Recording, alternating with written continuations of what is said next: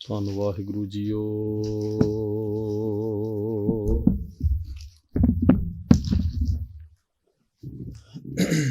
ਦੀਨ ਦਰਦ ਦੁਖ ਭੰਜਨਾ,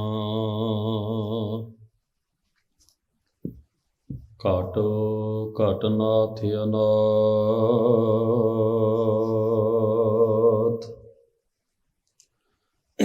ਸ਼ਰਨ ਤੁਮਾਰੀ ਆਇਓ, ਨਾਨਕ ਕੇ ਪ੍ਰਭ ਸਾਥ।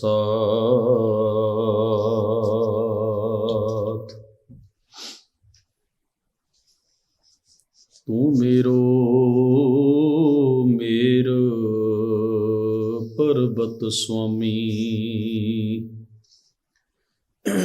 ਓਟ ਗਹੀ ਮੈਂ ਤੇਰੀ। ਨਾ ਤੁਮ ਡੋਲੋ ਨਾ ਹਮ ਗਿਰਤੇ, ਰੱਖ ਲੀਨੀ ਹਰ ਮੇਰੀ।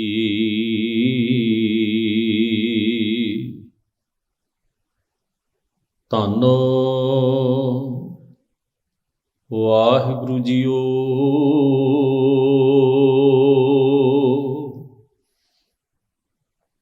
ਸੰਤਾਂ ਮਾਨੋ ਦੂਤਾਂ ਡਾਨੋ, ਇਹ ਕੁਟਵਾਰੀ ਮੇਰੀ। ਦਿਵਸ ਰੈਨ ਤੇਰੇ ਪਾਉ ਪਲੋਸੋਂ, ਕੇਸ ਚਵਰ ਕਰ ਫੇਰੀ। ਹਮ ਕੁਕਰ ਤੇਰੇ ਦਰਬਾਰ,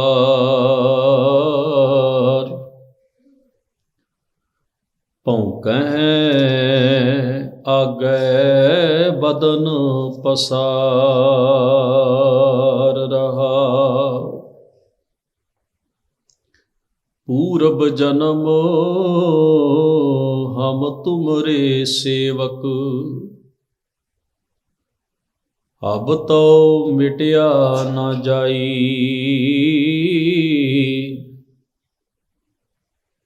ਤੇਰੇ ਦੁਆਰੇ ਤੋਨ ਸਹਿਜ ਕੀ, ਮਾਥੈ ਮੇਰੇ ਦਗਾਈ।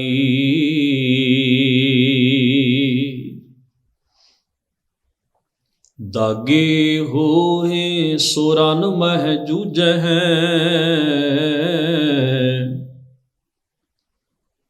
ਬਿਨ ਦਾਗੇ ਭਗ ਜਾਈ। ਸਾਧੂ ਹੋਇ ਸੋ ਭਗਤ ਪਛਾਨੈ, ਹਰ ਲਏ ਖਜ਼ਾਨੈ ਪਾਈ।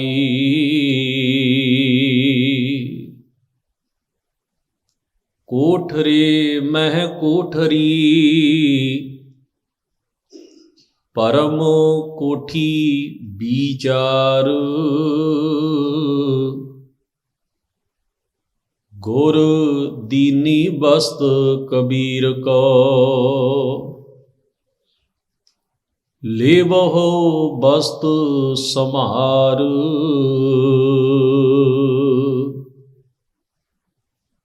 ਕਬੀਰ ਦੀ ਸੰਸਾਰ ਕੋ।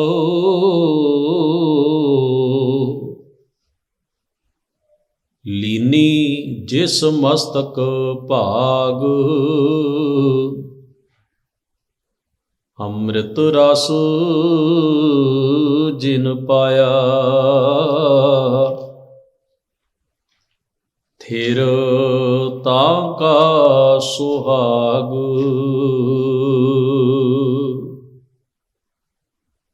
ਕਬੀਰ ਦੀ ਸੰਸਾਰ ਕੋ।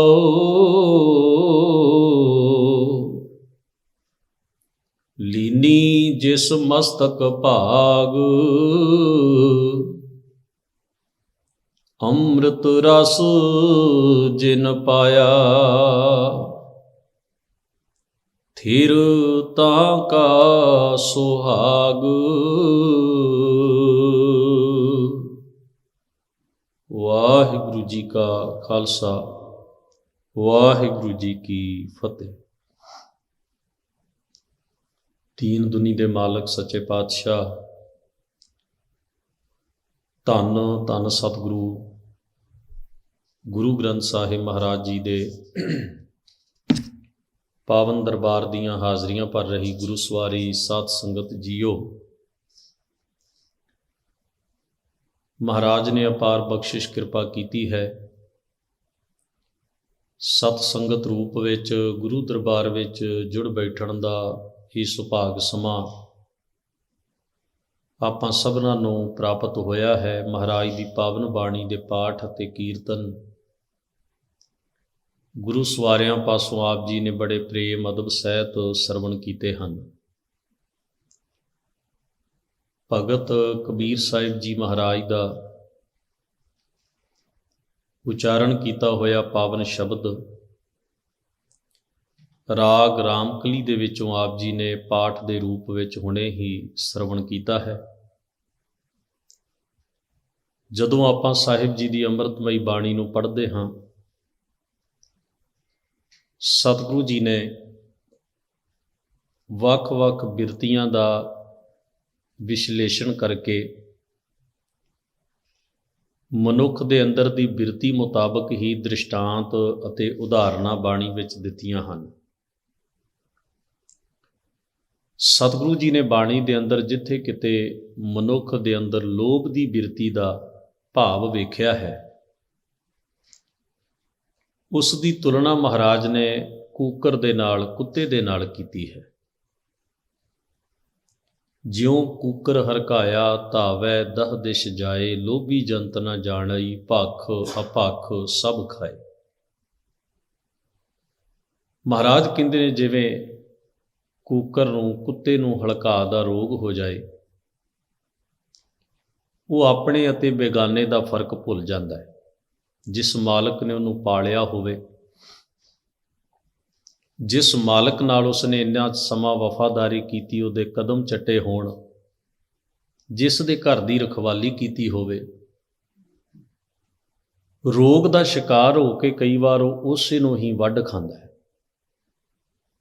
क्योंकि उस वेले उहदा तवाजन बिगड़ गया, वो रोग दा शिकार है। महाराज ने आख्या इसे तरह लोभ भी एक हड़क है।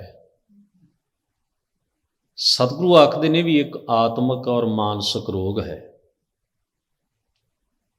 जदों ये सुरत उत्ते हावी हो जाता है तो मनुख सारी जिंदगी दे बने हुए विश्वास नूं कई बार बड़ी निखिद्ध जी चीज़ पिछे तोड़ लैंदा है। जदों इसका प्रभाव मनुख की सुरत उत्ते पैंदा है तो मनुख अपने बेगाना ये दोनों चीज़ों का फर्क भी भुल जाता है। खून के रिश्ते भुल जाता है। इत्थों तक गुरु अर्जन साहिब जी ने बाणी विच लिखिया है, हे लोभा लंपट संग सिर मोरा अनक लहरी कलोलते, तावंत जिया बहु प्रकारं अनक भांत बहु डोलते। नच मित्रं नच इष्टं नच बांधव नच मात पिता तव लज्जिया, अकरणं करोत अखाद्यं खाद्यं असाज्यं साज समझिया। इसका अर्थ है, महाराज कहते हे लोभ जिसकी सुरत उत्ते तू सवार हो जाए, जिसकी सुरत उत्ते तू हावी हो जाए, ਉਹਦਾ ना कोई भैन भरा ना दोस्त मित्र ना सखा ना बंधव, इत्थों तक ਉਹਦਾ इष्ट भी कोई नहीं। वो अपने इष्ट नाल भी दगा कर लैंदा। ना करन योग काम तू उस जीव कोलों करवा लैना, ना ग्रहण करन योग पदार्थ तू उसनूं ग्रहण करन वास्ते ला देना। यानी कि जीवन का सारा ढांचा तू खेरों खेरों कर देना। ये तो सी महाराज ने जिथे लोभ लहर सब स्वान हड़क है, हड़क्यो सबै बिगारे। ये दृष्टांत कूकर दा वरत्या। ਪਰ ਮਹਾਰਾਜ ਨੇ ਇੱਕ ਪੱਖ ਹੋਰ ਵੀ ਬਾਣੀ ਦੇ ਵਿੱਚ ਕੁੱਤੇ ਦੀ ਉਦਾਹਰਣ ਲੈ ਕੇ, ਕੂਕਰ ਦੀ ਉਦਾਹਰਣ ਲੈ ਕੇ ਦਿੱਤਾ, ਉਹ ਹੈ ਵਫਾਦਾਰੀ। ਸੁਆਮੀ ਕੋ ਗ੍ਰਹਿ ਜਿਉ ਸਦਾ, ਸਵਾਨ ਤਜਤ ਨਹੀਂ ਨਿਤ, ਨਾਨਕ ਇਹ ਬਿਦ ਹਰ ਭਜੋ, ਇੱਕ ਮਨ ਹੋਏ ਇੱਕ ਚਿਤ। ਮਹਾਰਾਜ ਕਹਿੰਦੇ ਨੇ ਉਹ ਆਪਣੇ, ਵੇਖੋ ਰਾਤ ਦਾ ਹਨੇਰਾ ਹੋਵੇ, ਮਨੁੱਖ ਵੀ ਕਈ ਵਾਰ ਮਨੁੱਖ ਨੂੰ ਨਹੀਂ ਪਛਾਣ, ਆਪਣੇ ਪਰਿਵਾਰ ਦੇ ਜੀਅ ਨੂੰ ਹੀ ਆਪਾਂ ਕਈ ਵਾਰ ਪਛਾਣ ਨਹੀਂ ਪਾਉਂਦੇ। ਸਾਨੂੰ ਰੋਜ਼ ਮਿਲਣ ਵਾਲਾ ਵਿਅਕਤੀ ਵੀ ਰਾਤ ਦੇ ਹਨੇਰੇ 'ਚ ਸਾਡੇ ਘਰ ਵੱਲ ਨੂੰ ਆ ਰਿਹਾ ਹੋਵੇ ਤੇ ਆਪਾਂ ਨੂੰ ਪੁੱਛਦੇ ਕੌਣ ਹੈ ਬਈ, ਉਹ ਆਵਾਜ਼ ਦਿੰਦਾ ਮੈਂ ਹਾਂ, ਫਿਰ ਸਾਨੂੰ ਪਤਾ ਲੱਗਦਾ ਇਹ ਤਾਂ ਸਾਡਾ ਆਪਣਾ ਹੀ ਬੰਦਾ ਹੈ। ਦਿਨ ਦੇ ਚਾਨਣੇ ਵਿੱਚ ਕੋਈ ਗੈਰ ਵੀ ਘਰ ਵੱਲ ਆ ਰਿਹਾ ਹੋਵੇ ਤਾਂ ਪਾਲਿਆ ਹੋਇਆ ਕੂਕਰ ਭੌਂਕ ਕੇ ਆਪਣੇ ਮਾਲਕ ਨੂੰ ਸੁਚੇਤ ਕਰਦਾ ਵੀ ਕੋਈ ਆ ਰਿਹਾ। ਰਾਤ ਦੇ ਹਨੇਰੇ 'ਚ ਉਹਦਾ ਮਾਲਕ ਵੀ ਘਰ ਵੱਲ ਨੂੰ ਆ ਰਿਹਾ ਹੋਵੇ ਤੇ ਉਹਨੂੰ ਉਹਦੇ ਕਦਮਾਂ ਦੀ ਆਹਟ ਤੋਂ ਪਤਾ ਲੱਗ ਜਾਂਦਾ ਹੈ ਤੇ ਉਹ ਆਪਣੇ ਮਾਲਕ ਦੇ ਕਦਮ ਚੁੰਮਣ ਵਾਸਤੇ, ਉਹਦੇ ਨਾਲ ਪਿਆਰ ਜਤਾਉਣ ਵਾਸਤੇ ਅੱਗੇ ਹੋ ਕੇ ਉਹਨੂੰ ਮਿਲਦਾ ਹੈ। ਜਿੱਥੇ ਮਨੁੱਖ ਮਨੁੱਖ ਨੂੰ ਨਹੀਂ ਪਛਾਣ ਰਿਹਾ, ਉੱਥੇ ਕੁੱਤਾ ਆਪਣੇ ਮਾਲਕ ਨੂੰ ਪਛਾਣ ਲੈਂਦਾ, ਪਰਿਵਾਰ ਦੇ ਜੀਅ ਨੂੰ ਪਛਾਣ ਲੈਂਦਾ। ਉਸ ਦੀ ਵਫਾਦਾਰੀ ਦੀ ਮਿਸਾਲ ਦਿੰਦਿਆਂ ਹਜ਼ੂਰ ਨੇ ਕਿਹਾ, ਸੁਆਮੀ ਕੋ ਗ੍ਰਹਿ ਜਿਉ ਸਦਾ, ਸਵਾਨ ਤਜਤ ਨਹੀਂ ਨਿਤ, ਨਾਨਕ ਇਹ ਬਿਦ ਹਰ ਭਜੋ, ਇੱਕ ਮਨ ਹੋਏ ਇੱਕ ਚਿਤ। ਪਰ ਸਤਿਗੁਰੂ ਸੱਚੇ ਪਾਤਸ਼ਾਹ ਕਹਿੰਦੇ ਜਦੋਂ ਉਹ ਆਪਣੇ ਮਾਲਕ ਤੋਂ ਉਲਟ ਜਾਂਦਾ ਹੈ ਤਾਂ ਉਹਦਾ ਕਾਰਨ ਵੀ ਇਹ ਹੁੰਦਾ ਹੈ ਵੀ ਉਸ ਵੇਲੇ ਉਹ ਹਲਕਾਅ ਦੇ ਰੋਗ ਦਾ ਸ਼ਿਕਾਰ ਹੁੰਦਾ ਹੈ।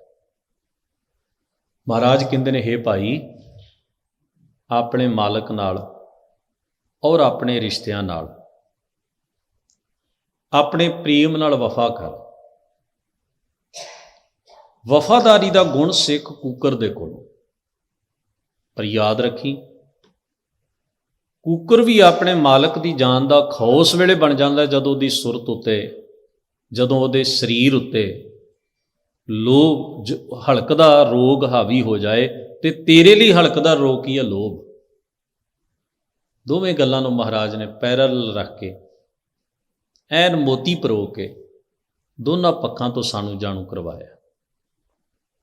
ਕਬੀਰ ਜੀ ਮਹਾਰਾਜ ਜਿਸ ਵੇਲੇ ਆਪਣੇ ਮਾਲਕ ਪਰਮੇਸ਼ਰ ਦੀ ਸਿਫਤੋ ਸਲਾਹ ਕਰਦੇ ਨੇ ਤਾਂ ਉਹ ਇੱਥੋਂ ਤੱਕ ਨਿਮਰਤਾ ਦਾ ਇਜ਼ਹਾਰ ਕਰਦੇ ਨੇ ਔਰ ਆਪਣੀ ਵਫਾਦਾਰੀ ਦਾ ਇਜ਼ਹਾਰ ਕਰਦੇ ਆ। ਕਹਿੰਦੇ ਨੇ, ਕਬੀਰ ਕੂਕਰ ਰਾਮ ਕੋ ਮੁਤੀਆ ਮੇਰੋ ਨਾਉ, ਗਲੇ ਹਮਾਰੇ ਜੇਵਰੀ ਜੈ ਖਿੰਚੈ ਤਹਿ ਜਾਉ। ਕਹਿੰਦੇ ਨੇ, ਮੈਂ ਤਾਂ ਉਸ ਮਾਲਕ ਦੇ ਦਰ ਦਾ ਕੂਕਰ ਹਾਂ, ਭੌਂਕਦਾ ਹਾਂ ਤਾਂ ਆਪਣੇ ਮਾਲਕ ਦੇ ਦਰ 'ਤੇ ਖਲੋ ਕੇ, ਆਪਣੇ ਮਾਲਕ ਦੀ ਚੌਖਟ ਉੱਤੇ ਖਲੋ ਕੇ, ਉਹਦੀ ਸਰਦਲ ਉੱਤੇ ਖਲੋ ਕੇ, ਉਹਦੀਆਂ ਬਰੂਹਾਂ ਵਿੱਚ ਖਲੋ ਕੇ ਮੈਂ ਆਪਣੇ ਮਾਲਕ ਦੀ ਕਦਮਬੋਸੀ ਕਰਦਾ, ਮਾਲਕ ਦੇ ਅੱਗੇ ਸਮਰਪਣ ਹੁੰਦਾ ਔਰ ਉਹਦੀ ਵਫਾਦਾਰੀ ਦਾ ਦਮ ਭਰਦਾ। ਕਿਸੇ ਗੈਰ ਦੇ ਦਰਵਾਜ਼ੇ ਦੇ ਉੱਤੇ ਨਹੀਂ ਜਾਂਦਾ, ਆਪਣੇ ਮਾਲਕ ਦੇ ਦਰ ਦੇ ਉੱਤੇ ਬਹਿ ਕੇ ਰੋਟੀ ਦਾ ਟੁੱਕ ਖਾਂਦਾ ਤੇ ਉਹਦੇ ਵਾਸਤੇ ਹੀ ਭੌਂਕਦਾ, ਉਹਦੇ ਲਈ ਪਿਆਰ ਜਤਾਉਂਦਾ, ਉਹਦੀ ਵਫਾਦਾਰੀ ਕਰਦਾ। ਜਿਹੜਾ ਇਹ ਸ਼ਬਦ ਹੈ ਗਲੇ ਹਮਾਰੇ ਜੇਵਰੀ ਦਾ ਮਤਲਬ ਮੈਂ ਉਹਦੀ ਰਜ਼ਾ 'ਚ ਰਾਜੀ ਰਹਿਣਾ, ਜਿੱਧਰੋਂ ਲੈ ਜਾਏ। ਹੁਕਮ ਦੀ ਡੋਰ ਮੇਰੇ ਗਲ ਵਿੱਚ ਹੈ, ਮੈਂ ਉਹਦੇ ਹੁਕਮ ਦੀ ਡੋਰ ਦਾ ਬੱਝਾ ਹੋਇਆ ਤੇ ਮੈਨੂੰ ਉਹਦਾ ਹੁਕਮ ਚੰਗਾ ਲੱਗਦਾ ਹੈ।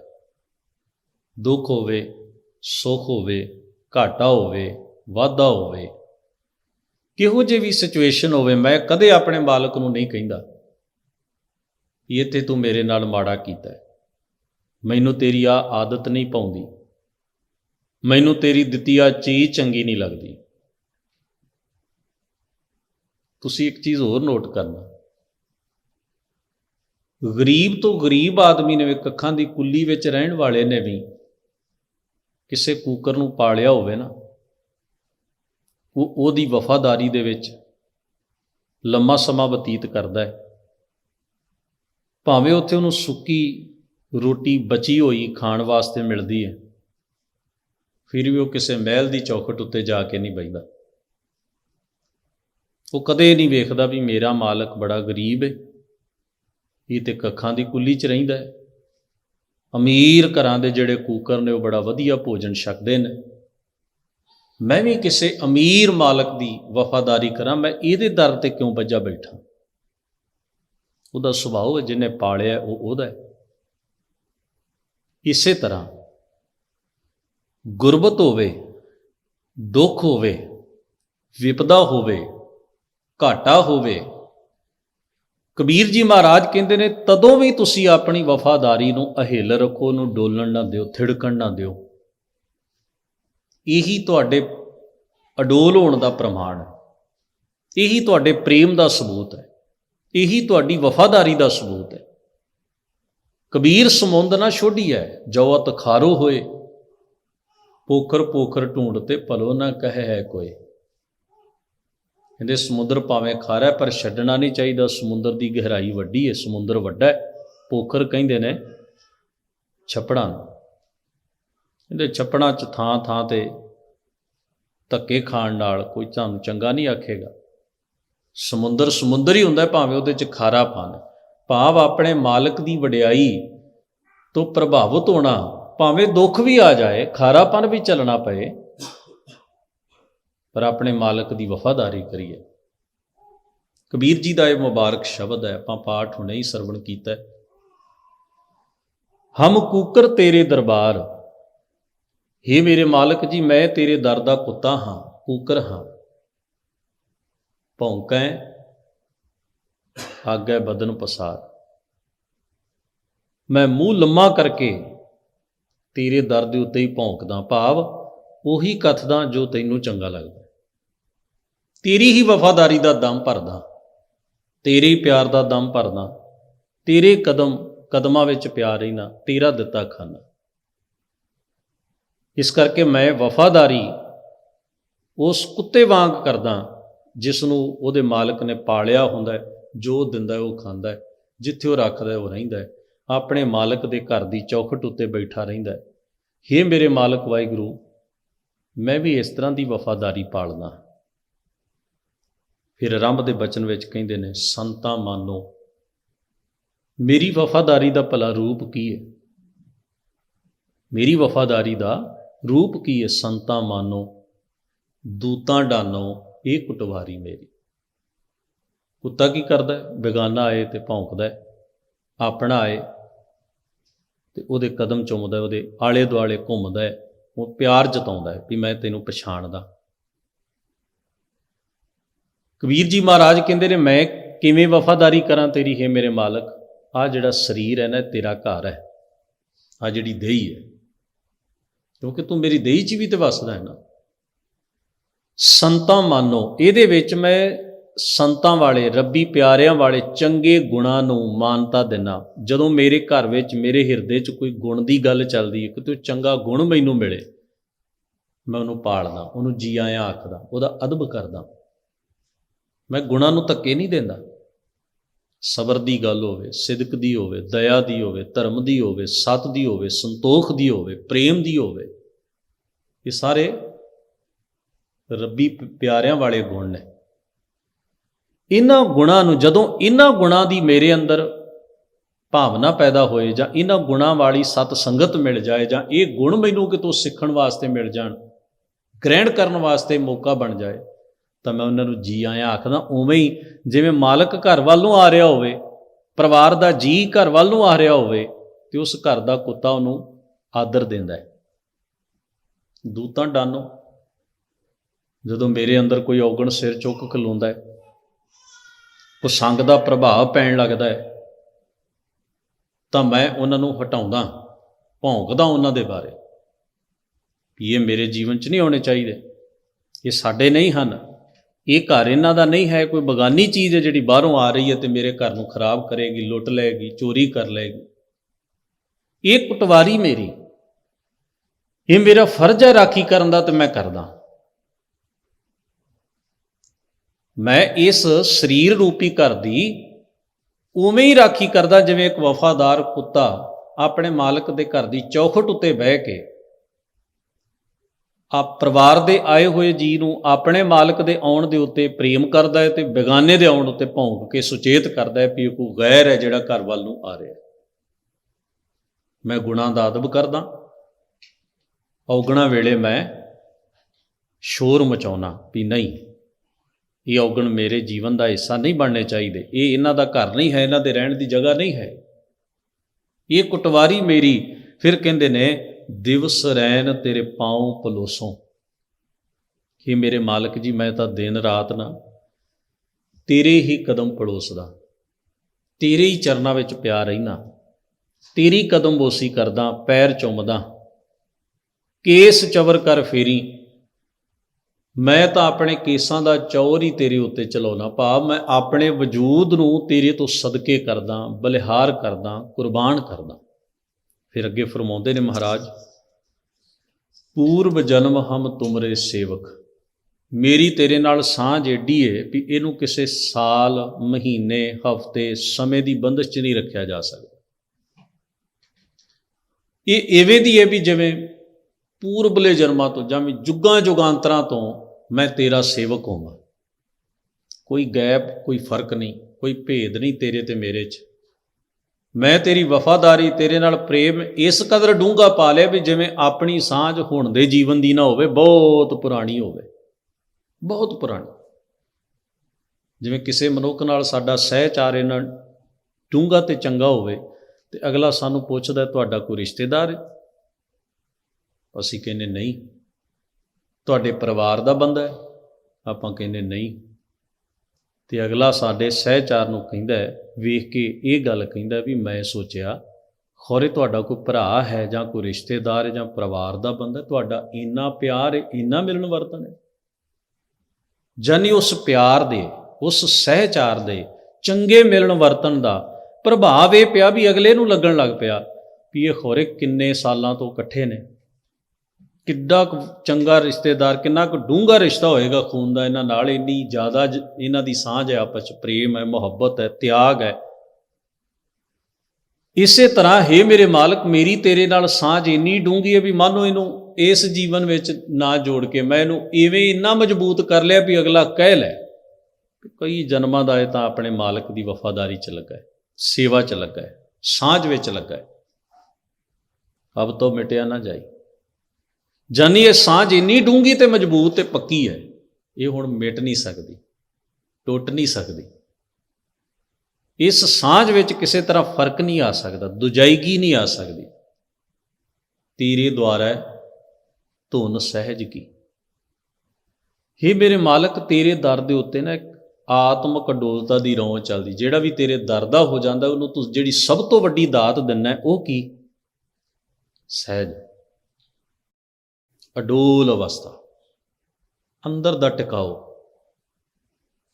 ਜਿਸ ਨੂੰ ਆਪਾਂ ਬਾਣੀ ਵਿੱਚ ਰਸਨਾ ਗੁਣ ਗੋਪਾਲ ਨਿਧ ਗਾਇਣ ਸ਼ਾਂਤ ਸਹਿਜ ਰਹੱਸ ਮਨ ਉਪਜਿਓ। ਕਈ ਜਗ੍ਹਾ ਤੇ ਰਹੱਸ ਆਏਗਾ ਰਹਿਣਾ ਟਿਕਣਾ, ਕਈ ਜਗ੍ਹਾ ਤੇ ਰਹੱਸ ਆਏਗਾ ਖਿੜਾਓ। ਸ਼ਾਂਤ ਸਹਿਜ ਰਹੱਸ ਮਨ ਉਪਜਿਓ ਸਗਲੇ ਦੁੱਖ ਭੁਲਾਇਣ। ਟਿਕਾਓ ਆ ਗਿਆ, ਅਡੋਲਤਾ ਆ ਗਈ। ਪਾਣੀ ਜਿੰਨੇ ਡੂੰਘੇ ਹੁੰਦੇ ਨੇ ਉਨੇ ਹੀ ਥੱਲਿਓਂ ਸ਼ਾਂਤ ਹੁੰਦੇ ਨੇ। ਉੱਪਰਲੇ ਪਾਣੀ ਹਵਾ ਦੇ ਵੇਗ ਨਾਲ ਲਹਿਰਾਂ ਬਣਦੇ ਨੇ, ਛੱਲਾਂ ਬਣਦੇ ਨੇ, ਪਰ ਡੂੰਘੇ ਪਾਣੀ ਜਿਹੜੇ ਨੇ ਬੜੇ ਸ਼ਾਂਤ ਹੋਣਗੇ। ਉਹਨਾਂ 'ਚ ਉਨੀ ਕੰਪਨ, ਉਨੀ ਹਿਲ ਜੁਲ ਨਹੀਂ ਹੁੰਦੀ। ਜਿਹੜਾ ਸਹਿਜ ਹੈ, ਸਹਿਜ ਦਾ ਅਰਥ ਹੈ ਆਪਣੇ ਵਜੂਦ ਵਿੱਚ ਉਤਰ ਕੇ ਆਪਣੇ ਮਨ ਅਤੇ ਸੁਰਤ ਵਿੱਚੋਂ ਪਰਮੇਸ਼ਰ ਨੂੰ ਤਲਾਸ਼ਣਾ ਤੇ ਪਾ ਲੈਣਾ। ਜਿੰਨਾ ਕੋਈ ਡੂੰਘਾ ਹੋਏਗਾ ਉਨਾ ਹੀ ਸ਼ਾਂਤ ਹੋਏਗਾ। ਮਹਾਰਾਜ ਨੇ ਆਖਿਆ ਜਿੰਨਾ ਕੋਈ ਭਟਕ ਰਿਹਾ ਇਹਦਾ ਮਤਲਬ ਉਨਾ ਹੀ ਉਹ ਖਾਲੀ ਹੈ। ਕਹੋ ਕਬੀਰ ਸ਼ੂਸ਼ਾ ਘੱਟ ਬੋਲੇ, ਭਰਿਆ ਹੋਏ ਸੋ ਕਬੋ ਨਾ ਡੋਲੇ। ਜਿਵੇਂ ਭਰੇ ਹੋਏ, ਤੁਸੀਂ ਵੇਖੋ ਨਾ ਸਾਜੀ ਜਿਹੜੇ ਨੇ ਗਾਉਣ ਵਾਲੇ, ਉਹ ਖਾਲੀ ਗਾਗਰ ਘੜਾ ਉਹਨੂੰ ਸਾਜ਼ ਦੇ ਤੌਰ 'ਤੇ ਵਰਤਣਗੇ, ਉਹਨੂੰ ਵਜਾ ਕੇ ਉਹਦੇ ਵਿੱਚੋਂ ਆਵਾਜ਼ ਕੱਢਣਗੇ। ਕਦੇ ਤੁਸੀਂ ਵੇਖਿਆ ਵੀ ਪਾਣੀ ਦਾ ਭਰ ਕੇ ਘੜਾ ਉਹਨਾਂ ਨੇ ਰੱਖਿਆ ਹੋਵੇ, ਜਿਹੜੀ ਆਵਾਜ਼ ਉਸ ਖਾਲੀ ਭਾਂਡੇ ਨੇ ਦੇਣੀ ਉਹ ਭਰਿਆ ਨਹੀਂ ਦਿੰਦਾ। ਤੋ ਜਿੰਨਾ ਮਨੁੱਖ ਦੇ ਅੰਦਰੋਂ ਗੁਬਾਰ ਉੱਠਦਾ ਹੈ, ਉਹ ਮੈਂ ਮੇਰੀ ਦੇ ਸਵਾਲ ਖੜੇ ਕਰਦਾ ਹੈ। ਜਿੰਨਾ ਉਹਦੇ ਵਿੱਚ ਦਾਅਵੇ ਹੁੰਦੇ ਨੇ ਮੈਂ ਹਾਂ ਕੁਝ, ਉਹ ਹੁੰਦਾ ਹੀ ਉਦੋਂ ਹੈ ਜਦੋਂ ਅੰਦਰੋਂ ਖਾਲੀ ਹੁੰਦਾ। ਜਦੋਂ ਸੱਚ ਨਾਲ ਭਰ ਜਾਂਦਾ ਹੈ ਨਾ ਹਿਰਦਾ, ਤਿਉਂ ਉਹ ਜਾਣ ਜਾਂਦਾ ਵੀ ਨਹੀਂ, ਮੈਂ ਕੁਝ ਨਹੀਂ ਹਾਂ, ਮੈਂ ਨਾਹੀਂ ਪ੍ਰਭ ਸਭ ਕਿਛ ਤੇਰਾ। ਹੀ ਮੇਰੇ ਵਾਹਿਗੁਰੂ ਅਸਤੇਕ ਦਿਗਰ ਕੋਈ, ਏਕ ਤੂੰ ਹੀ, ਤੂੰ ਹੈ। ਮੇਰਾ ਤੇ ਕੋਈ ਨਾਂ ਹੀ ਨਹੀਂ, ਮੇਰਾ ਤੇ ਕੋਈ ਵਜੂਦ ਹੀ ਨਹੀਂ। ਮੈਂ ਤਾਂ ਪਾਣੀ ਤੋਂ ਉੱਠੀ ਨਿੱਕੀ ਜੀ ਲਹਿਰ ਹਾਂ, ਹਵਾ ਦੇ ਵੇਗ ਨਾਲ ਉੱਠੀ ਹੋਈ ਹੈ ਲਹਿਰ, ਹਵਾ ਦੇ ਵੇਗ ਨਾਲ ਥੋੜ੍ਹੇ ਚਿਰ ਬਾਅਦ ਸਮਾਪਤ ਹੋ ਜਾਂਦੀ ਹੈ। ਮੇਰਾ ਤੇ ਕੋਈ ਵਜੂਦ ਨਹੀਂ। ਮੈਂ ਆਪਣੀ ਹਉਮੈ ਦਾ ਵਿਖਾਵਾ ਕਿਉਂ ਕਰਾਂ? ਸਾਹਿਬ ਕਹਿੰਦੇ ਨੇ, ਮੱਥ ਹੈ ਮੇਰੇ ਦਗਾਈ। ਹੇ ਮੇਰੇ ਮਾਲਕ ਵਾਹਿਗੁਰੂ, ਮੇਰੇ ਮੱਥੇ ਦੇ ਉੱਤੇ ਤੇਰੇ ਨਾਂ ਦਾ ਨਿਸ਼ਾਨ ਹੈ। ਦਗਾਈ ਦਾ ਮਤਲਬ ਹੁੰਦਾ ਹੈ ਦਾਗ ਲਾਉਣਾ। ਜਿਵੇਂ ਕੋਈ ਆਪਣੀ ਚੀਜ਼ ਉੱਤੇ ਨਿਸ਼ਾਨੀ ਲਾ ਲੈਂਦਾ ਹੈ। ਤੁਸੀਂ ਕਿਸੇ ਦੀ ਵਰਦੀ ਵੇਖ ਕੇ ਕੋਈ ਕਹਿ ਸਕਦੇ ਹੋ, ਟੈਗ ਲੱਗਾ ਹੋਵੇ ਕਿਸੇ ਚੀਜ਼ ਦੇ ਉੱਤੇ, ਤਾਂ ਸਾਨੂੰ ਪਤਾ ਲੱਗ ਜਾਂਦਾ ਫਲਾਨੀ ਕੰਪਨੀ ਦੀ ਚੀਜ਼ ਹੈ, ਇਹ ਬੰਦਾ ਫਲਾਨੀ ਜਗ੍ਹਾ 'ਤੇ ਜੋਬ ਕਰਦਾ ਹੋਏਗਾ, ਇਹ ਉਸ ਕੰਪਨੀ ਦਾ ਲੋਗੋ ਹੈ। ਇਸੇ ਤਰ੍ਹਾਂ ਪੁਰਾਣੇ ਸਮਿਆਂ ਦੇ ਵਿੱਚ ਪਸ਼ੂ ਆਦਿਕ ਜਿਹੜੇ ਪਾਲੇ ਜਾਂਦੇ, ਉਹਨਾਂ 'ਤੇ ਦਾਗ ਲਾ ਲਿਆ ਜਾਂਦਾ ਸੀ ਵੀ ਇਹ ਸਾਡੇ, ਆਪਣੀ ਆਪਣੀ ਨਿਸ਼ਾਨੀ ਲਾ ਲੈਣੀ ਉਹਦੇ ਉੱਤੇ। ਮੇਰੇ ਮੱਥੇ ਉੱਤੇ ਤੇਰੇ ਪ੍ਰੇਮ ਦਾ ਨਿਸ਼ਾਨ ਹੈ, ਦਾਗ ਹੈ। ਇਹਦਾ ਅਰਥ ਹੈ ਵੀ ਮੈਂ ਤੇਰਾ ਹਾਂ, ਮੈਂ ਕਿਸੇ ਹੋਰ ਦਾ ਨਹੀਂ ਹੋ ਸਕਦਾ। ਮੇਰੇ ਉੱਤੇ ਨਿਸ਼ਾਨ ਹੈ। ਧਰਮ ਗ੍ਰੰਥਾਂ ਦੇ ਵਿੱਚ ਪੋਥੀ ਸਾਹਿਬਾਨ ਜਿਸ ਵੇਲੇ ਪੁਰਾਣੇ ਬਜ਼ੁਰਗ ਲਿਖਦੇ ਸਨ, ਕੋਈ ਸਿੱਖ ਬਾਣੀ ਲਿਖ ਕੇ ਲਿਆਇਆ, ਇਹ ਵੀ ਵੱਡੀ ਉੱਤਮ ਸੇਵਾ ਸਮਝੀ ਜਾਂਦੀ ਸੀ। ਤਾਂ ਉਹ ਮਹਾਰਾਜ ਦੇ ਹਜ਼ੂਰ ਜਿਸ ਵੇਲੇ ਲੈ ਕੇ ਆਉਂਦਾ, ਤੇ ਸਤਿਗੁਰੂ ਨੂੰ ਸਭ ਤੋਂ ਪਹਿਲਾਂ ਉਹਦੀ ਸੁਧਾਈ ਚੈੱਕ ਕਰਾਉਂਦੇ ਕਿਸੇ ਗੁਰਮੁਖ ਪਿਆਰੇ ਕੋਲੋਂ ਵੀ ਬਾਣੀ ਨਰੋਲ ਠੀਕ ਲਿਖੀ ਹੈ, ਲਗ ਮਾਤਰ ਕੰਨਾ ਆਦਿਕ ਦਾ ਕੋਈ ਫਰਕ ਤੇ ਭੇਦ ਤਾਂ ਨਹੀਂ। ਫਿਰ ਮਹਾਰਾਜ ਉਸ ਨੂੰ ਖੁਸ਼ੀ ਬਖਸ਼ਦੇ ਤੇ ਆਪਣੇ ਕਰ ਕਮਲਾਂ ਦੇ ਨਾਲ ਉਹਦੇ ਉੱਤੇ ਬਾਣੀ ਦਾ ਹਰਫ ਪਾ ਦਿੰਦੇ ਜਾਂ ਕੋਈ ਅੱਖਰ ਨੀਅਤ ਕਰ ਦਿੰਦੇ। ਉਹਨੂੰ ਵੀ ਨਿਸ਼ਾਨ ਕਿਹਾ ਜਾਂਦਾ ਸੀ। ਨਿਸ਼ਾਨ ਦਾ ਮਤਲਬ ਹੁੰਦਾ ਸੀ ਨਿਸ਼ਾਨੀ, ਦਾਗ। ਵੀ ਹਜ਼ੂਰ ਦੇ ਕਰ ਕਮਲਾਂ ਨੇ ਇਹ ਪ੍ਰਮਾਣਿਤ ਕਰ ਦਿੱਤੀ ਇਹ ਚੀਜ਼, ਇਹ ਮਹਾਰਾਜ ਨੂੰ ਭਾ ਗਈ ਹੈ। ਕਿਸੇ ਸਿੱਖ ਦੀ ਸੇਵਾ ਕਬੂਲ ਹੋ ਜਾਣੀ ਤੇ ਮਹਾਰਾਜ ਸੱਚੇ ਪਾਤਸ਼ਾਹ ਨੇ ਖੁਸ਼ੀ 'ਚ ਭਾਵੇਂ ਬਾਜ਼ਾਰੀ ਤੌਰ ਦੇ ਉੱਤੇ ਉਸ ਚੀਜ਼ ਦੀ ਕੀਮਤ ਨੂੰ ਆਂਕਿਆ ਜਾ ਸਕਦਾ ਹੈ ਵੀ ਇਹ ਤਲਵਾਰ ਹੈ ਜੀ, ਇੰਨੇ ਕੁ ਕੀਮਤ ਦੀ ਹੋਏਗੀ, ਢਾਲ ਹੈ ਜੀ ਇੰਨੀ, ਇਹ ਰੁਮਾਲ ਹੈ ਜੀ, ਇਹ ਪੋਥੀ ਹੈ ਜੀ, ਆਹ ਵਸਤੂ ਹੈ, ਆਹ ਵਸਤੂ ਹੈ, ਕੋਈ ਬਰਤਨ ਹੈ, ਕੋਈ ਕੱਪੜਾ ਹੈ। ਪਰ ਹਜ਼ੂਰ ਜਿਸ ਨੂੰ ਦੇ ਦਿੰਦੇ ਸਨ, ਉਹ ਸਮਝਦਾ ਸੀ ਵੀ ਮਹਾਰਾਜ ਦੀ ਨਿਸ਼ਾਨੀ, ਨਿਸ਼ਾਨ ਹੈ। ਇਹ ਬਖਸ਼ਿਸ਼ ਹੈ, ਇਹ ਕਿਰਪਾ ਹੈ, ਹਜ਼ੂਰ ਦੇ ਕਰ ਕਮਲਾਂ ਤੋਂ ਮਿਲਿਆ ਹੋਇਆ ਇਨਾਮ ਹੈ। ਤੋ ਸਤਿਗੁਰੂ ਸੱਚੇ ਪਾਤਸ਼ਾਹ ਕਹਿੰਦੇ ਨੇ, ਮਾਥੇ ਮੇਰੇ ਮੱਥੇ ਤੇ ਦਾਗ ਹੈ, ਯਾਨੀ ਕਿ ਮੈਂ ਤੇਰੇ ਦਰ ਦਾ ਹਾਂ ਤੇ ਤੇਰਾ ਹਾਂ। ਇਹ ਨਿਸ਼ਾਨ ਮੇਰੇ ਮੱਥੇ ਦੇ ਉੱਤੇ ਹੈ, ਭਾਵ ਮੇਰੀ ਸੁਰਤ ਉੱਤੇ ਤੇਰੇ ਪ੍ਰੇਮ ਦਾ ਨਿਸ਼ਾਨ, ਪ੍ਰੇਮ ਮੇਰੀ ਸੁਰਤ ਵਿੱਚ ਹੋਣਾ, ਇਹੀ ਨਿਸ਼ਾਨ ਹੈ, ਇਹੀ ਦਾਗ ਹੈ ਕਿ ਮੈਂ ਤੇਰੇ ਦਰ ਦਾ ਵਫਾਦਾਰ। ਫਿਰ ਕਹਿੰਦੇ ਨੇ, ਦਾਗੇ ਹੋਏ ਸੋ ਰਨ ਮੈਂ ਜੂਝੈ, ਬਿਨ ਦਾਗੇ ਭਗ ਜਾਈ। ਜਿਵੇਂ ਕਿਸੇ ਧਿਰ ਦਾ ਸਿਪਾਹੀ ਹੁੰਦਾ, ਉਹਦੀ ਵਰਦੀ, ਉਹਦੀ ਟ੍ਰੇਨਿੰਗ, ਸਾਰਾ ਕੁਝ, ਤੇ ਫਿਰ ਉਹਨੂੰ ਵਰਦੀ ਦਿੱਤੀ ਜਾਂਦੀ, ਉਹਨੂੰ ਝੰਡਾ ਧਵੱਜ ਵੀ ਉਹੋ ਜਿਹਾ ਦਿੱਤਾ ਜਾਂਦਾ। ਹੋਰ ਵੀ ਕਈ ਵਾਰ ਜਿਸ ਵੇਲੇ ਕੋਈ ਧਿਰ ਲੜਨ ਜਾਂਦੀ ਸੀ ਨਾ, ਤੇ ਉਹ ਆਪਣੀ ਟ੍ਰੇਨਡ ਫੌਜ ਤੋਂ ਬਿਨਾਂ ਵੀ ਕੁਝ ਲੜਾਕੇ ਇਕੱਠੇ ਕਰਕੇ ਲੈ ਜਾਂਦੀ, ਪਰ ਉਹਨਾਂ ਦਾ ਯਕੀਨ ਨਹੀਂ ਸੀ ਹੁੰਦਾ ਵੀ ਇਹ ਲੜਨਗੇ ਕਿ ਵਿੱਚੇ ਹੀ ਛੱਡ ਕੇ ਭੱਜ ਜਾਣਗੇ। ਪਰ ਜਿਹੜੇ ਟ੍ਰੇਨਡ ਨੇ, ਜਿਨ੍ਹਾਂ ਨੇ ਉਸ ਧਿਰ ਦੀ ਵਰਦੀ ਪਾਈ ਹੈ, ਜਿਹੜੇ ਉਸ ਨਿਸ਼ਾਨ ਝੰਡੇ ਦੇ ਥੱਲੇ ਲੜਨ ਨਿਕਲੇ ਨੇ, ਉਹ ਆਖਰੀ ਸਾਹ ਤੱਕ ਆਪਣੇ ਮਾਲਕ ਲਈ ਲੜਦੇ ਸਨ, ਪੈਰ ਗੱਡ ਕੇ ਖਲੋ ਜਾਂਦੇ ਸਨ, ਮਰ ਜਾਂਦੇ ਸਨ, ਨਕਾਰਾ ਹੋ ਜਾਂਦੇ ਸਨ, ਬੜਾ ਕੁਝ ਵਾਪਰਦਾ। ਜੰਗ ਹੈ, ਜੰਗ ਹੀ ਤਾਂ ਬੰਦਾ ਜਾਨ ਦੇਣ ਹੀ ਜਾਂਦਾ ਹੈ। ਬਚ ਗਿਆ ਗੱਲ ਵੱਖਰੀ ਹੈ, ਜਿੱਤ ਹੋਵੇ ਜਾਂ ਹਾਰ ਹੋਵੇ, ਸੂਰਮੇ ਦਾ ਪਹਿਲਾ ਕਰਮ ਹੈ ਵਫਾਦਾਰੀ ਨਾਲ ਹਥਿਆਰਾਂ ਦੀ ਸੱਟ ਤੇ ਮਾਰ ਨੂੰ ਸਹਿਣ ਕਰਨ ਲਈ ਤਿਆਰ ਰਹਿਣਾ, ਖੂਨ ਦੇਣ ਲਈ ਤਿਆਰ ਰਹਿਣਾ। ਦਾਗੇ ਹੋਏ ਸੋ ਰਨ ਮੈਂ ਜੂਝੈ, ਉਹ ਜਿਹੜੇ ਮਾਲਕ ਦੀ ਦਿੱਤੀ ਹੋਈ ਨਿਸ਼ਾਨੀ, ਉਹਦੀ ਵਰਦੀ, ਉਹਦਾ ਦਾਗ, ਉਹਦਾ ਬੈਚ, ਟੈਗ ਲਾ ਕੇ ਗਏ ਨੇ, ਉਹਦਾ ਆਖਰੀ ਸਾਹ ਤੱਕ ਲੜੇ। ਜਿਨ੍ਹਾਂ ਤੇ ਕੋਈ ਨਿਸ਼ਾਨੀ ਨਹੀਂ ਸੀ, ਉਹਨਾਂ ਨੂੰ ਵੰਗਾਰ ਪਾ ਕੇ ਲਿਆਂਦਾ ਗਿਆ ਸੀ। ਉਹਨਾਂ ਦਾ ਜੀ ਕੀਤਾ ਤੇ ਲੜੇ। ਜਦੋਂ ਉਹਨਾਂ ਵੇਖਿਆ ਵੀ ਜਾਨ ਤੇ ਬਣੀ ਹੈ, ਚਲੋ ਚੱਲਦੇ ਹਾਂ, ਅਸੀਂ ਕਿਹੜੀ ਤਨਖਾਹ ਲੈਣੀ ਹੈ, ਇਨਾਮ ਹੈ ਨਾ ਲਵਾਂਗੇ, ਉਹ ਚਲੇ ਜਾਂਦੇ ਸਨ ਬਿਨ ਦਾਗੇ ਪੱਕ ਜਾਏ। ਇਸੇ ਤਰ੍ਹਾਂ ਕਬੀਰ ਜੀ ਕਹਿੰਦੇ ਨੇ, ਹੇ ਮੇਰੇ ਮਾਲਕ ਵਾਹਿਗੁਰੂ, ਮੇਰੀ ਸੁਰਤ ਉੱਤੇ ਤੇਰੇ ਪ੍ਰੇਮ ਦਾ ਦਾਗ ਨਿਸ਼ਾਨ ਹੈ। ਮੈਂ ਸੰਸਾਰ ਦੇ ਰਣ ਤੱਤੇ ਦੇ ਵਿੱਚ ਆਖਰੀ ਸਾਹ ਤੱਕ ਤੇਰੀ ਵਫਾਦਾਰੀ ਕਰਦਿਆਂ ਹੋਇਆਂ ਵਿਸ਼ਿਆਂ ਵਿਕਾਰਾਂ ਤੇ ਬਦੀ ਵਿਰੁੱਧ ਲੜ ਰਿਹਾ ਹਾਂ। ਹਾਂ, ਜਿਹੜੇ ਤੇਰੇ ਪ੍ਰੇਮ ਰਤੜੇ ਨਹੀਂ, ਉਹ ਮੈਦਾਨ ਛੱਡ ਜਾਂਦੇ ਨੇ, ਉਹ ਵਿਕਾਰ ਦੇ ਸਾਹਮਣੇ ਗੋਡੇ ਟੇਕ ਜਾਂਦੇ ਨੇ, ਉਹ ਬਦੀ ਦੇ ਸ਼ਿਕਾਰ ਹੋ ਜਾਂਦੇ ਨੇ, ਉਹ ਆਤਮਕ ਮੌਤੇ ਮਰ ਜਾਂਦੇ ਨੇ, ਕਿਉਂਕਿ ਉਹ ਤੇਰੇ ਪ੍ਰੇਮ ਤੋਂ ਵਿਹੂਣੇ ਨੇ। ਸਾਧੂ ਹੋਏ ਸੋ ਭਗਤ ਪਛਾਨੈ, ਹਰ ਲਏ ਖਜ਼ਾਨਾ ਪਾਈ। ਜਿਹੜਾ ਤੇਰੀ ਭਗਤੀ ਨੂੰ ਪਛਾਣਦਾ ਹੈ, ਪ੍ਰੇਮਾ ਭਗਤੀ ਦੇ ਨਾਲ ਜੁੜਿਆ ਹੋਇਆ, ਉਹ ਸਾਧੂ ਹੈ। ਤੇ ਉਸ ਸਾਧੂ ਨੂੰ ਤੂੰ ਆਪਣੇ ਖਜ਼ਾਨੇ 'ਚ ਪਾ ਲੈਣਾ, ਭਾਵ ਉਹ ਤੇਰੇ ਦਰ ਤੇ ਕਬੂਲ ਪੈਂਦਾ ਹੈ। ਕੋਠਰੀ ਮੈਂ ਕੋਠਰੀ ਪਰਮ ਕੋਠੀ ਵਿਚਾਰੇ, ਸਰੀਰਕ ਕੋਠਾ ਹੈ, ਇਹਦੇ ਵਿੱਚ ਇੱਕ ਨਿੱਕੀ ਜਿਹੀ ਕੋਠੜੀ ਹੈ ਜਿਹਨੂੰ ਵਿਵੇਕ ਬੁੱਧ ਕਹਿੰਦੇ ਨੇ। ਮੈਂ ਦੀਜੈ ਬੁੱਧ ਵਿਵੇਕ, ਪਰਮ ਕੋਠੀ ਵਿਚਾਰ। ਤੇ ਇਹ ਵਿਵੇਕ ਬੜਾ ਸੁਹੱਪਣ ਵਾਲਾ ਤੇ ਸੋਹਣਾ ਹੋ ਗਿਆ ਜਦੋਂ ਮੈਂ ਗੁਰੂ ਦੇ ਸ਼ਬਦ ਦਾ ਉਪਦੇਸ਼ ਤੇ ਵਿਚਾਰ ਗ੍ਰਹਿਣ ਕੀਤਾ। ਜਦੋਂ ਗੁਰੂ ਨੇ ਨਾਮ ਦੀ ਵਿਚਾਰ ਮੇਰੇ ਹਿਰਦੇ ਵਿੱਚ ਟਿਕਾਈ, ਗੁਰ ਦੀਨੀ ਬਸਤ ਕਬੀਰ ਕੋ, ਇਹ ਵਸਤੂ ਮੈਨੂੰ ਗੁਰੂ ਨੇ ਬਖਸ਼ੀ। ਵਿਵੇਕ ਬੁੱਧ ਤੇ ਪਰਮੇਸ਼ਰ ਦਾ ਨਾਮ, ਇਹ ਵਸਤੂਆਂ ਮੈਨੂੰ ਗੁਰੂ ਨੇ ਬਖਸ਼ੀਆਂ। ਤੇ ਨਾਲ ਹੀ ਉਹਨੇ ਕਿਹਾ, ਲੇਵੋ ਵਸਤ ਸੰਭਾਰ। ਪਿਆਰਿਆ, ਇਸ ਚੀਜ਼ ਨੂੰ, ਅਮੋਲਕ ਵਸਤੂ ਨੂੰ ਆਪਣੇ, ਜਿਵੇਂ ਸਾਡਾ ਘਰ ਹੋਵੇ ਤੇ ਘਰ ਦੇ ਕਮਰੇ ਵਿੱਚ ਆਪਾਂ ਤਿਜੋਰੀ ਰੱਖੀ ਹੋਵੇ, ਤਿਜੋਰੀ 'ਚ ਕੋਈ ਘਰ ਦਾ ਜੀ ਕੋਈ ਕੀਮਤੀ ਵਸਤੂ ਲਿਆਏ, ਹੀਰਾ ਨਗੀਨਾ ਲਿਆਏ, ਤੇ ਘਰ ਦੇ ਜੀ ਨੂੰ ਕਹਿੰਦੇ ਇਹਨੂੰ ਸੰਭਾਲ ਕੇ ਤਿਜੋਰੀ 'ਚ ਰੱਖ ਲਈ। ਇਹ ਸਾਂਭਣ ਵਾਲੀ ਚੀਜ਼ ਹੈ, ਕੀਮਤੀ ਹੈ, ਗਵਾਉਣ ਵਾਲੀ ਨਹੀਂ, ਬੇਕਦਰੀ ਨਾ ਕਰੀ। ਗੁਰੂ ਸਾਨੂੰ ਨਾਮ ਦੀ ਕੀਮਤੀ ਵਸਤੂ ਦੇ ਕੇ ਕਹਿੰਦਾ, ਇਹਨੂੰ ਵਿਵੇਕ ਨਾਲ ਸੰਭਾਲ ਲਈ। ਇਹ ਸਰੀਰ ਦੇ ਕੋਠੇ ਵਿੱਚ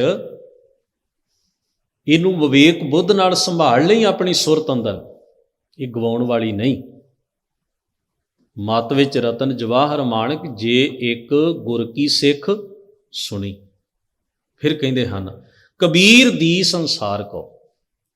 ਕਬੀਰ ਜੀ ਮਹਾਰਾਜ ਕਹਿੰਦੇ, ਗੁਰੂ ਨੇ ਵਸਤੂ ਮੈਨੂੰ ਦਿੱਤੀ ਵੀ ਸੰਭਾਲੀ, ਇਹਦੀ ਰਾਖੀ ਕਰੀ, ਇਹਨੂੰ ਅਜਾਈ ਨਾ ਗਵਾਈ, ਇਹਦੀ ਬੇਕਦਰੀ ਨਾ ਕਰੀ।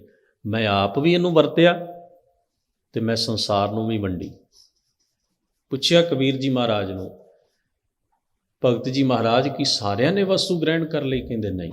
ਲੀਨੀ ਜਿਸ ਮਸਤਕ ਭਾਗ, ਜਿਹਦੇ ਭਾਗ ਚੰਗੇ ਸਨ, ਜਿਹਦੀ ਸੁਰਤ ਉਜਲੀ ਸੀ, ਜਿਹਨੂੰ ਕਦਰ ਸੀ, ਉਹਨੇ ਗ੍ਰਹਿਣ ਕਰ ਲਈ।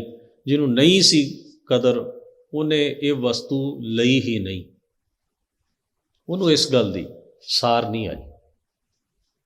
ਫਿਰ ਕਹਿੰਦੇ ਹਨ, ਅੰਮ੍ਰਿਤ ਰਸ ਜਿਨ ਪਾਇਆ ਥਿਰ ਤਾਕਾ ਸੁਹਾਗ। ਪਰ ਹਾਂ, ਕਬੀਰ ਜੀ ਮਹਾਰਾਜ ਕਹਿੰਦੇ, ਜਿਸ ਨੇ ਇਹ ਨਾਮ ਰੂਪੀ ਅੰਮ੍ਰਿਤ ਦਾ ਸਵਾਦ ਚੱਖਿਆ, ਰਸ ਚੱਖਿਆ, ਜਿਸ ਨੇ ਦਾਤ ਹਾਸਲ ਕਰ ਲਈ ਹੈ ਗੁਰੂ ਕੋਲੋਂ, ਸਤ ਸੰਗਤ ਵਿੱਚੋਂ, ਥਿਰ ਦਾ ਮਤਲਬ ਹੁੰਦਾ ਹੈ ਸਦਾ ਕਾਇਮ ਰਹਿਣ ਵਾਲਾ, ਸੁਹਾਗ। ਮਾਲਕ ਵਾਹਿਗੁਰੂ ਉਹਦੇ ਸਿਰ ਤੇ ਸਦਾ ਹੀ ਕਾਇਮ ਹੈ, ਭਾਵ ਉਹ ਸਦਾ ਮਾਲਕ ਦੀ ਰਹਿਨੁਮਾਈ ਵਿੱਚ ਤੁਰਦਾ ਤੇ ਰੱਬ ਵਾਲਾ ਹੋ ਕੇ ਤੁਰਦਾ। ਉਹ ਦੁਹਾਗਣਾ ਵਰਗਾ ਨਹੀਂ, ਸੁਹਾਗਣਾ ਵਰਗਾ ਜੀਵਨ ਜਿਉਂਦਾ। ਥਿਰਤਾ ਕਾ ਸੁਹਾਗ, ਉਹਦੇ ਸਿਰ ਤੇ ਮਾਲਕ ਦੀ ਰਹਿਨੁਮਾਈ ਸਦਾ ਹੈ ਤੇ ਉਸ ਰਹਿਨੁਮਾਈ ਨੂੰ ਕਬੂਲ ਕਰਕੇ ਜਿਉਂਦਾ ਹੈ। ਉਹ ਉੱਤਮ ਭਾਗਾਂ ਵਾਲਾ ਹੈ, ਉਜਲੀ ਸੁਰਤ ਵਾਲਾ ਹੈ। ਸਾਹਿਬ ਕਿਰਪਾ ਕਰਨ, ਸ਼ਬਦ ਦਾ ਤੱਤ ਭਾਵ ਸਾਡੇ ਸਭਨਾਂ ਦੇ ਮਨ ਹਿਰਦਿਆਂ 'ਚ ਵਸੇ। ਮਹਾਰਾਜ ਹੋਈਆਂ ਭੁੱਲਾਂ ਦੀ ਖਿਮਾ ਬਖਸ਼ਣ।